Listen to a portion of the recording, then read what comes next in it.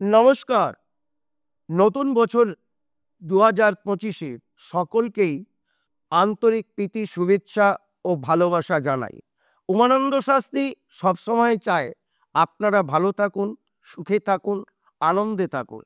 ২০২৫-এর রাশিফল বলার আগে বলি, আপনার ব্যক্তিগত ছক বিচারের প্রয়োজন আছে। এখন আপনার যে রাশিটা নিয়ে আপনাদের সঙ্গে আলোচনা করব সেটা হলো রাশিচক্রের দ্বিতীয় রাশি, বৃষ রাশি। এই বৃষ রাশি ২০২৫ কেমন যেতে পারে, কি করলে আপনি ভালো থাকতে পারেন বা কি করবেন। ২০২৫ বৃষ রাশি এই বছরে কর্ম সংক্রান্ত আপনার যোগাযোগ আসতে পারে। বিশেষ করে যারা পড়াশোনা শেষ করেছেন, সবে পড়াশোনা শেষ করেছেন, তাহারা ভালো ব্যক্তির সঙ্গে যোগাযোগ রাখুন। কর্ম সংক্রান্ত যোগাযোগ আপনাকে সাকসেস দেবে বা তোমাদেরকে সাকসেস দেবেই দেবে।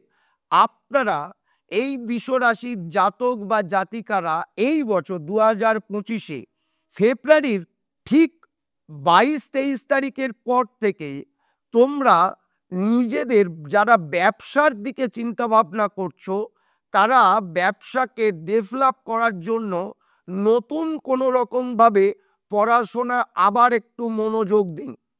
দেখবেন ব্যবসাটা সফল হবেই।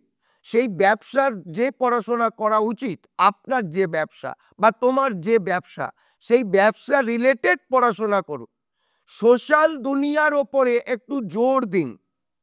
আপনাকে সুস্থ সবল থাকতে হবে। শারীরিক কিছু অসুবিধা দেখা দিতে পারে, বিশেষ করে আপনাদের কোমরের নিচের অংশে ব্যথা বেদনা আসতে পারে। সেখান থেকে একটু সাবধানতা অবলম্বন করা বা ডক্টরের সঙ্গে কথা বলার প্রয়োজন আছে। ডক্টরের আলোচনায় আপনাকে চলতে হতে পারে।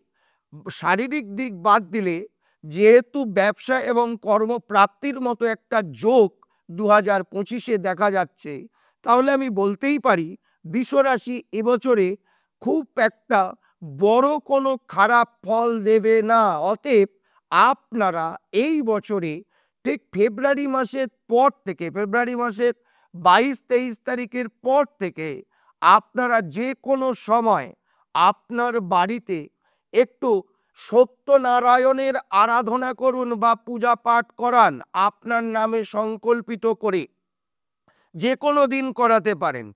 আপনারা হোয়াইট, একদম অফ